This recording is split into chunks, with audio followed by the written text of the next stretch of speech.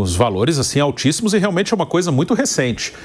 Eu falei ontem que rapidamente a gente passou, que eu digo mercado brasileiro, mais especificamente o Flamengo, Palmeiras fez algumas contratações nesse nível e o Cruzeiro fez com o Gerson, o Cruzeiro que é uma outra situação, né? Um dono que tem muito dinheiro. Flamengo e Palmeiras são times que já vêm há alguns anos organizados e com um poder financeiro que vai aumentando. E o Flamengo mais ainda, né? O Palmeiras, ele tem uma outra maneira de trabalhar, o Palmeiras, ele dá mais espaço para a base porque ele precisa vender também para chegar numa arrecadação muito alta, né? Como o Flamengo tem essa arrecadação um pouco mais alta naturalmente, então o Flamengo tem esse poder financeiro muito forte e não necessariamente precisa fazer uma grande venda todo ano e faz vendas, claro, o Wesley foi vendido, o Gerson, o Zenit pagou a multa, mas ele não tem essa necessidade. O Palmeiras ainda precisa mais de revelar um garoto e vender. O Alan deve ser o próximo a ser vendido num ótimo valor.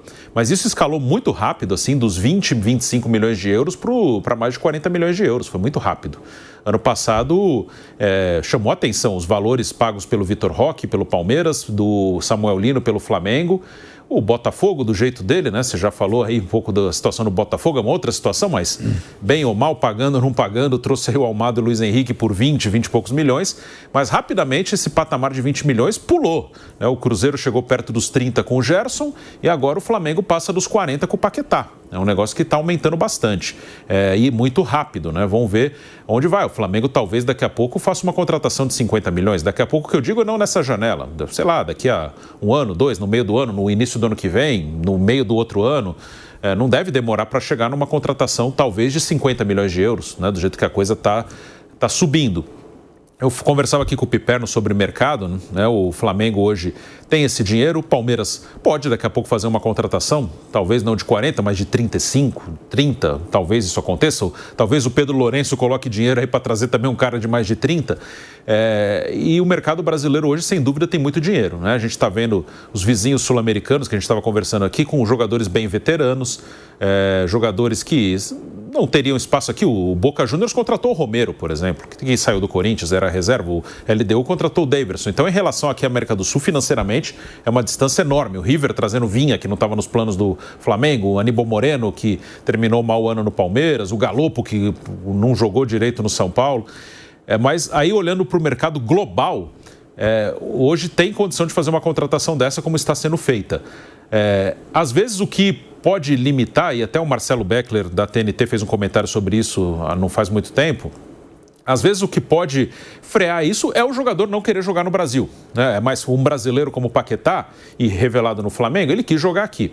Às vezes um cara, até uma estrela internacional, que um time como o Flamengo teria dinheiro, com 50 milhões de euros, você contrata jogador de várias nacionalidades aí. Só que às vezes o cara não quer vir para cá. Isso limita um pouco porque o mercado brasileiro ele é muito interno, não é um campeonato com repercussão internacional. Mas dentro do que pode trazer, é uma coisa muito grande. E algumas mudanças que já aconteceram no nosso mercado, mesmo dentro dessa limitação do nosso mercado, de não ser um mercado com repercussão internacional, que às vezes por isso não atrai jogadores, que financeiramente o Brasil poderia atrair. Algumas coisas que já mudaram há algum tempo. Jogadores de meia idade. Hoje eles ficam 8, 9 anos num clube. A Arrascaeta está no Flamengo desde 2019. O Veiga pode sair do Palmeiras agora. Quanto tempo ele está no Palmeiras? Quanto tempo o Dudu jogou no Palmeiras? Quanto tempo o Gabigol jogou no Flamengo? O Bruno Henrique? Jogadores que em outros tempos, e não são tempos tão distantes não, eles poderiam não ir para o Real Madrid, para o Barcelona, para o Bayern de Munique, mas eles iriam para o Betis, eles iriam para Lazio, eles iriam para o Sevilha. Hoje eles não vão. Eles ficam aqui, né? O Arrascaeta, com certeza alguma sondagem de time médio, de liga grande, mas time médio, ele teve. E se fosse há uns 6, 7 anos, ele iria jogar num Sevilha. Mas hoje ele não quer, ele fica no Flamengo. A mesma coisa serve para esses do Palmeiras que eu citei. Outra coisa que mudou, e aí entra até o Paquetá. Paquetá não é um veterano, mas ele está com 28, mas não é um veterano. Mas antes, as estrelas que jogavam na seleção brasileira, Copa do Mundo, enfim, eles voltavam para o Brasil, mas eles voltavam com 35, 36 anos. Hoje eles voltam antes. Eles voltam com 30, 31, 32. Agora o Paquetá tem 28, deve jogar a próxima Copa do Mundo. Então, esses caras, eles voltam antes porque eles ficavam, mesmo que eles chegavam aos 30, não conseguem jogar mais no time top. Ele ia para time médio pequeno da Europa, ficava lá rodando, até que aos 35, 36 voltava para cá. Agora não. Agora ele volta antes e estão voltando cada vez mais cedo. Paquetá, se tivesse ido para o Manchester City, quando explodiu o negócio lá das apostas, a investigação que acabou ele sendo absolvido, ele não estaria aqui agora. Ele estaria provavelmente no Manchester City, que ele é um bom jogador, ele tinha bola para jogar lá, mas ele não foi para lá. Ele ficou no West Ham. E agora ele não tem mais a perspectiva de ir para um desses, eu considero, uns 8 times top do mundo que ainda a gente não consegue alcançar financeiramente. Se ele tivesse um desses times, e o City era um desses times, ele não voltaria. Como agora ele não tem perspectiva para ir para um desses 8, ele prefere vir para o Flamengo do que ficar rodando em time médio pequeno na Europa. Então isso, sem dúvida, parece sutil, mas é uma mudança muito grande no nosso mercado. E eu acho que vai aumentar. Tem essa limitação, às vezes tem jogador que não quer vir para cá, mas isso vai aumentar. O Flamengo não vai demorar para meter 50 milhões de euros num jogador, não. Ontem nós explicamos aqui a situação financeira, né, que era o último entrave para o acordo. E o West Ham queria receber mais dinheiro nas primeiras parcelas e o Flamengo não queria modificar muito essa distribuição dos valores para não ficar muito pesada a parcela de 2027 e 2026, né, a primeira, a segunda, como o clube inglês gostaria. Por quê? Porque isso poderia estourar o orçamento, né? Quando fala assim, eu tenho X para gastar, não é que ele tem lá o cofre do tio Patinhas com um monte de moedas e o Patinho lá mergulhando no dinheiro, você pega lá os saquinhos e... Não, você tem dinheiro para investir, porque você vai receber dinheiro do patrocinador, você vai receber dinheiro de direito de televisão, do sócio-torcedor, bilheterias dos jogos, premiação eventualmente por título. Você tem receitas recorrentes, são certas, e aquelas receitas variáveis que podem vir também. Então o clube tem um orçamento, tem lá o que é certo, o que é projetado, o que deve ser atingido, e em cima disso você faz a aquisição do jogador. Da mesma maneira que uma pessoa pode comprar uma televisão, que ela não tem o dinheiro para comprar à vista, mas ela parcela, ela terá o dinheiro, ela vai receber sua remuneração e vai pagando. Mal comparando, é isso.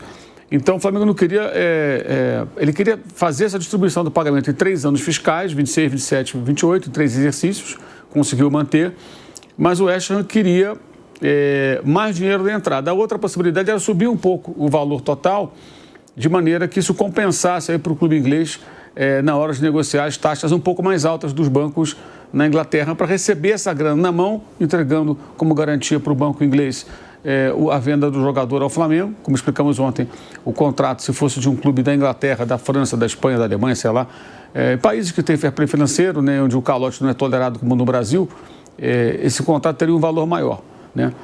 Enfim, então o Flamengo preferiu aumentar o montante total, que se dilui ao longo das parcelas, em 750 mil euros, chegando aos 42 milhões. É importante frisar, fulano falou que é tanto... Gente, esse valor só surgiu hoje. Se alguém falou antes 42 milhões, desculpa, falou porque falou. Ouviu o galo cantar e tudo mais, é adivinhação. Vamos trabalhar com a informação correta? Até ontem era 41,250. Antes chegou a haver uma proposta assim de 42, 38 mais 4. O West Ham não aceitou. E aí ele queria o dinheiro certo, não bônus. O Flamengo ofereceu 41,250. E agora voltou ao 42 sem bônus. Por quê? Para justamente equacionar esse último entrave financeiro. Tá? Poderia ser 41,5, 42,500, 42,100. Enfim, esse valor só foi definido hoje, na verdade. Ontem o Flamengo ficou debruçado sobre os números para ver que contraproposta final poderia fazer. E ele concluiu que era mais negócio aumentar um pouco mais o valor do que, vamos imaginar uma situação, tá? É uma situação hipotética, tá?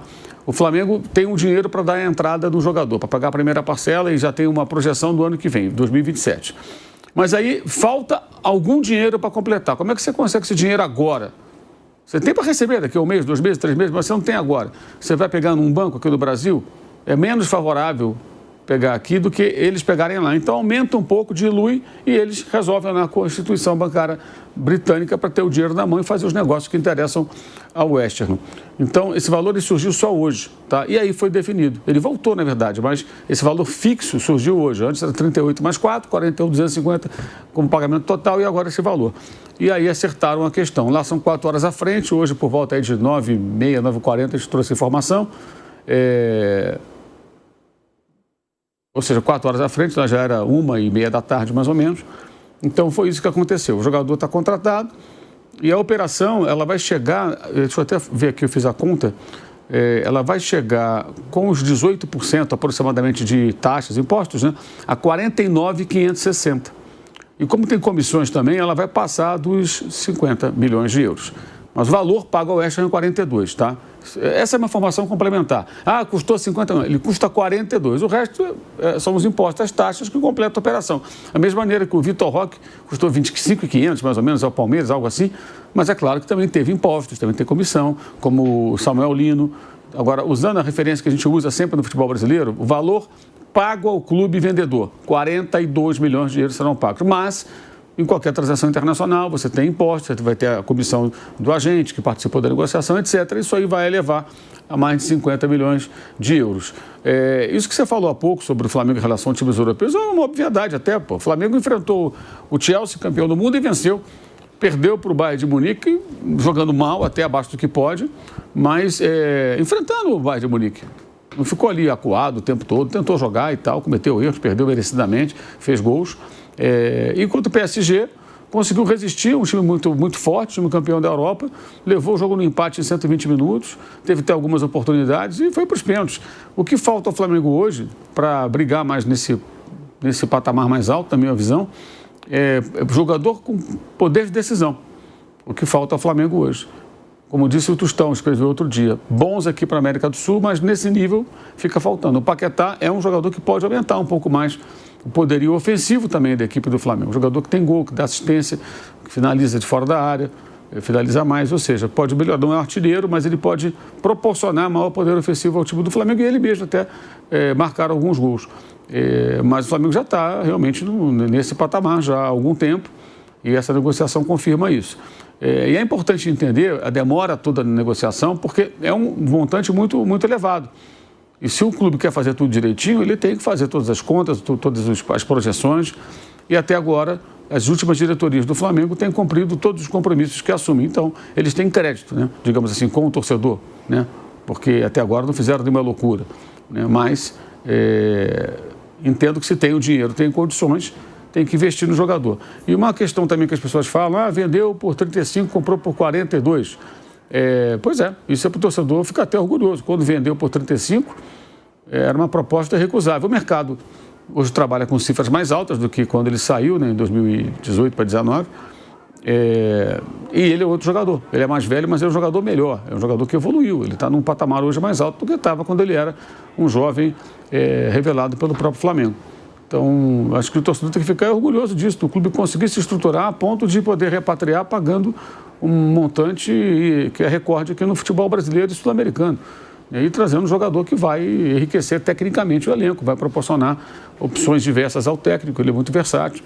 Então é um grande momento, eu acho, do Flamengo, um exemplo que outros clubes deveriam seguir, né, de, como eu falo, sempre tomar um remédio amargo, buscar saúde financeira, projetar aí um faturamento maior, multiplicar a sua arrecadação e poder fazer negócios desse tipo sem loucura, né? Isso aí não é a contratação do Romário pelo Kleber Leite, fazendo a chamada engenharia financeira. Isso aí é uma contratação dentro do que o Flamengo pode desembolsar. Ele acredita que possa pagar. E acho que é um sinal dos tempos, né? Muito positivo. Eu considero, assim, em relação a essas contratações do passado, essa diferença é fundamental. A maior contratação ainda é o Romário, porque ele era o melhor do mundo. Foi 5, 6 milhões de dólares, que era um montante que se trabalhava na época. Mas feito uma coisa meio louca, né? Assim, uma doideira. Vamos lá, dá um jeito, uma empresa apoia aqui, a outra e tal. Foi essa época que tornou o Flamengo o clube mais endividado do Brasil. Não a partir daí, mas nessa época foi turbinada essa coisa de contratar sem pensar muito da manhã. E agora a coisa é feita de uma forma muito mais racional, né? Dentro do que é possível, né? Isso desde que eles mantenham, evidentemente, aquilo que tem acontecido já há alguns anos, que é a responsabilidade financeira, dando passos de acordo com as próprias pernas. Se a perna do Flamengo está tão comprida e consegue dar esse passo tão longo, tudo ok. Se lá na frente não conseguir pagar, aí a gente vai criticar. Mas até agora isso não aconteceu e imagino que não vai ocorrer. Agora, Mauro, sobre o campo em si, né? O que você acha que o Paquetá muda nesse time do Flamengo? Que você disse que é um jogador versátil, né? Que pode jogar em várias posições. E outra, se o Flamengo se torna um clube em outro patamar, se comparado com os outros clubes brasileiros, incluindo Palmeiras e Cruzeiro, com essa contratação, Mauro. E como que você acha que o Paquetá vai jogar? E qual vai ser aí esse meio-campo do Flamengo? Ele pode jogar como volante, como jogou na Copa do Mundo, segundo volante, pode jogar como um ponta, meia pela ponta direita, pela ponta esquerda, pode jogar como meia centralizado, já jogou até de falso 9 no Flamengo na época do Rueda. Então ele joga em várias funções. Inclusive, se ele estiver bem adaptado a jogar de volante, isso até elimina a necessidade de eventualmente trazer um volante a mais para o elenco, se porventura sair o Alan, sair alguém, ficar menos um, né? O Saúl está machucado, só volta daqui a alguns meses, né? Então, talvez ele voltando jogando, ele possa até ser opção para essa função em alguns momentos, né? Então, acho que ele dá várias alternativas. Agora, eu acho que o Flamengo já tem um elenco mais forte do que os outros times brasileiros. E fica mais forte ainda, né? Estamos falando de um jogador da seleção brasileira, que foi à Copa do Mundo, deve ir mais uma, e que estava lá na Europa, que despertou o interesse do Manchester City, do Tottenham, do Chelsea, de times maiores do que o West Ham, né? Não foi para um desses agora, recentemente, porque ele queria voltar para o Brasil, que é uma questão pessoal, aí eu não sei o porquê dele querer voltar, deve ter seus motivos, né? Ele talvez possa falar isso quando voltar ao Brasil. Qual a real motivação? Por quê? Abrir mão da principal liga do mundo, podendo jogar em times maiores do que aquele onde ele atua, até times que brigam por coisas maiores dentro do campeonato inglês, até na Europa, né? O Chelsea joga a Champions League, tem vários brasileiros lá e tal, poderia ser mais um. Enfim, em Londres, já mora em Londres, quer dizer, por que ele não quis? Tottenham, Chelsea, times maiores do que o West Ham, que também são da capital inglesa. É curioso. E o Manchester City não contratou por conta do embrólio das apostas, senão ele teria ido para lá na época, a proposta de 80 milhões de euros, né? Aproximadamente. Antes, 60 milhões foi o valor aproximado pago pelo próprio West Ham ao Lyon para contratá-lo. Então, estamos falando de um jogador de 28 anos. Gente.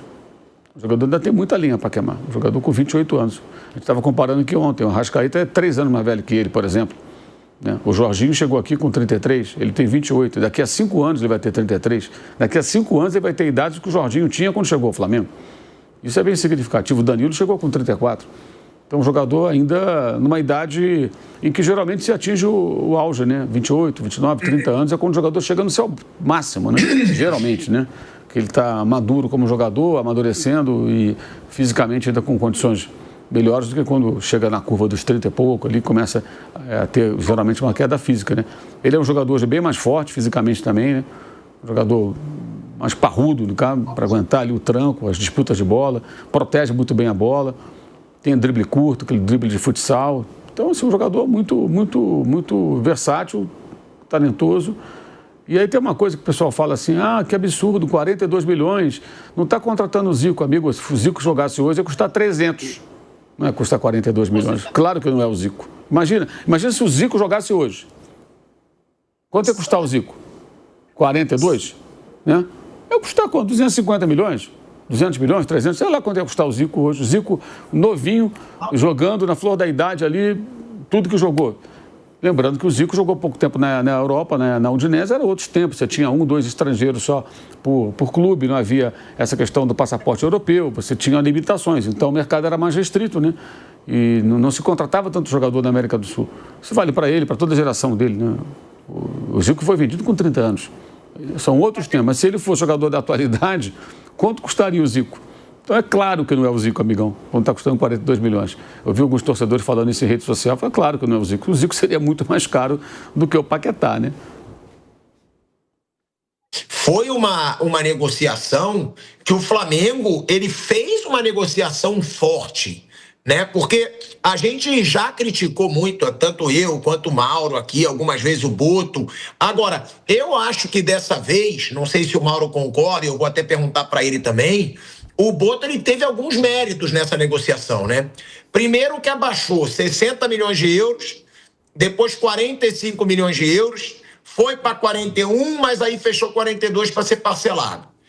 Não aceitou quando o West Ham pediu para ser emprestado até o meio do ano. O Flamengo bateu na mesa e falou, não, queremos já para o começo da temporada para jogar Brasileiro e Libertadores. Conseguiu o parcelamento, né? Porque o West Ham queria receber em 18 meses. O West Ham queria receber em menos de 2 anos. O Flamengo vai pagar em 3 anos. Então, eu acho, e ainda mais, né, que garantiu essa liberação imediata do atleta.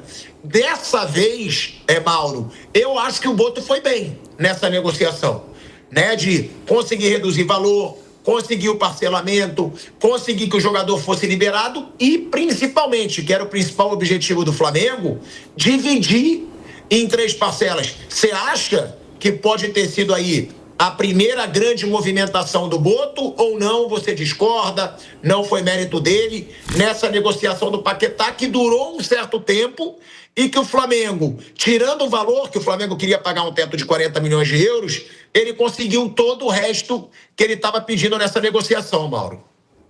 A negociação não envolve só o Boto, tem mais gente envolvida, né? O Boto fez o trabalho dele corretamente, ok, mas também não dá para ficar jogando o confete do Boto, né? O Flamengo que pode pagar 42 milhões de euros pelo jogador, né?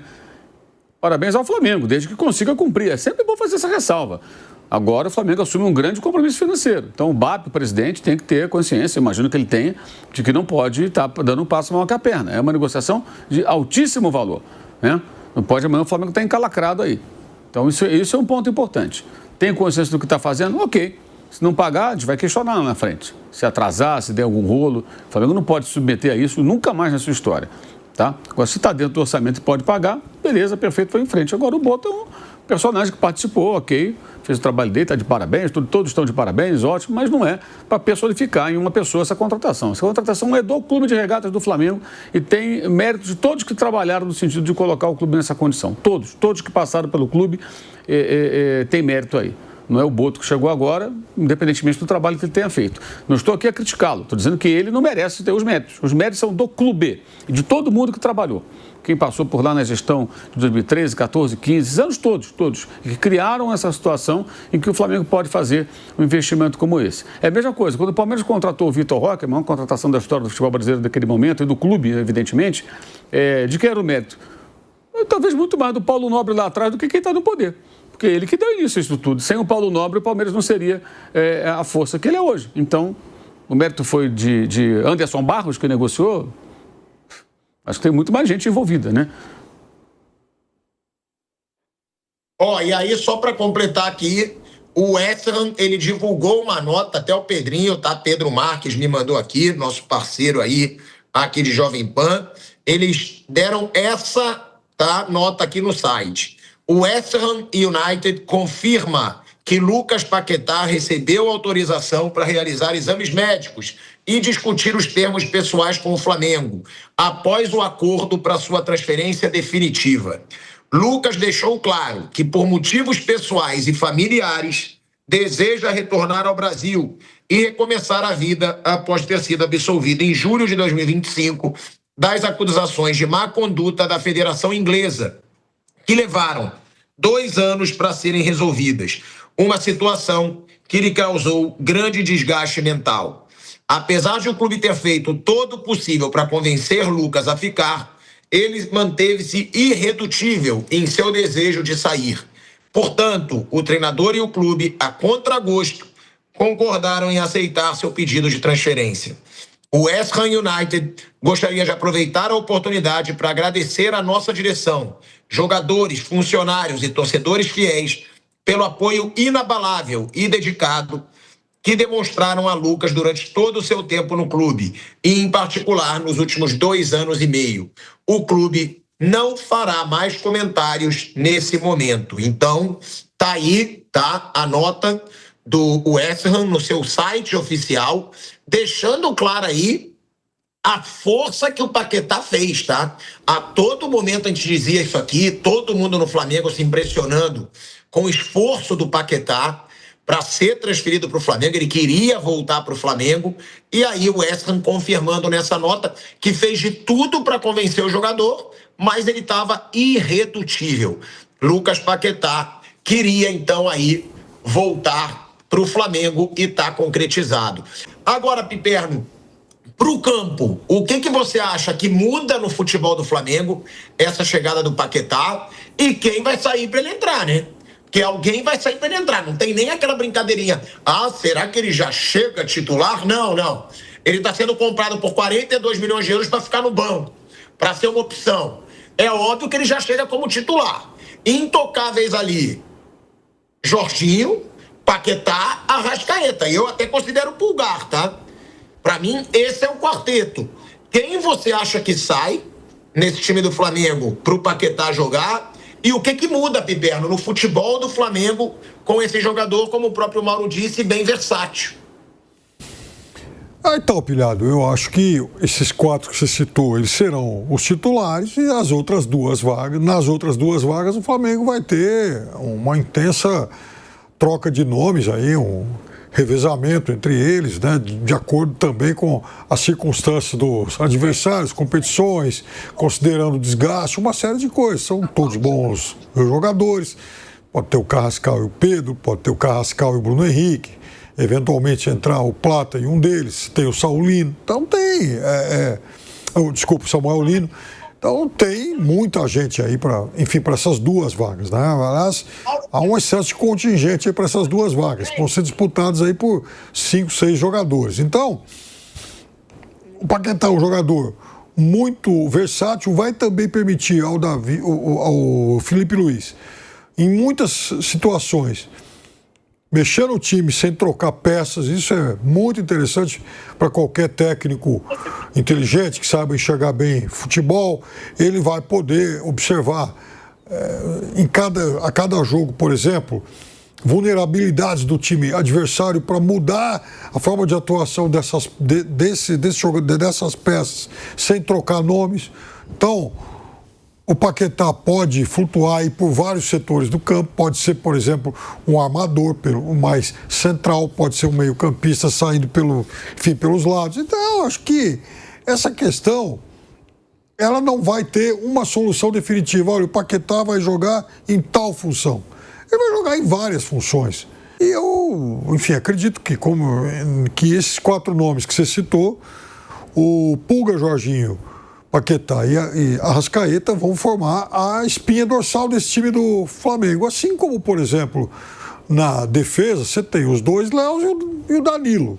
É muito fácil escolher 2 entre eles, porque são todos jogadores de muito boa condição. Embora eu acho que o Léo Pereira ainda seja um jogador subestimado até pelo técnico da seleção brasileira. Eu acho que talvez hoje ele seja o melhor zagueiro em atuação no futebol brasileiro. Mas então são muitas peças, né? E que marca também, não que marca um novo momento, mas que vai consolidando uma nova era aqui no futebol brasileiro, né? Então, o futebol brasileiro hoje, ele movimenta valores muito altos. A televisão já paga cada vez mais, os patrocínios são cada vez mais vultuosos também. Então, sabendo administrar bem, sabendo gerir bem isso aí, hoje acabou a era do coitadismo, de clube brasileiro, puxa, não posso competir com o exterior. Não é assim não. É óbvio que quando você vê, por exemplo, Corinthians e São Paulo enroscados numa negociação do Alisson, porque um não tem R$1 milhão para dar à vista, você olha e fala, puxa vida, ainda tem gente catando moedinha aqui. Mas isso aí é por irresponsabilidade, por gestão temerária deles. Não é porque está faltando dinheiro. Não que o dinheiro também esteja jorrando para todo mundo, mas a verdade é que, trabalhando bem, hoje todo mundo tem condição de, pelo menos, sanear, né, as suas contas. Então, isso acho que esse tipo de transação, que certamente causa, sim, uma ponta de inveja em torcedores de outros clubes, e principalmente daqueles mais endividados, mas também lança um questionamento em relação aos outros do porquê é que eles não estão em um momento mais exuberante. Veja, a gente está falando muito dos valores que o Flamengo investiu no Paquetá, daquilo dos 700 e tantos milhões que o Palmeiras gastou na temporada passada, mas tem algumas coisas que passam silenciosamente. Outro dia, por exemplo, quando se falou do interesse do Palmeiras pelo Arias e da cláusula lá de preferência que o Fluminense tem, o Fluminense já imediatamente levantou a mão e falou, eu tô na jogada. E é muito saudável isso.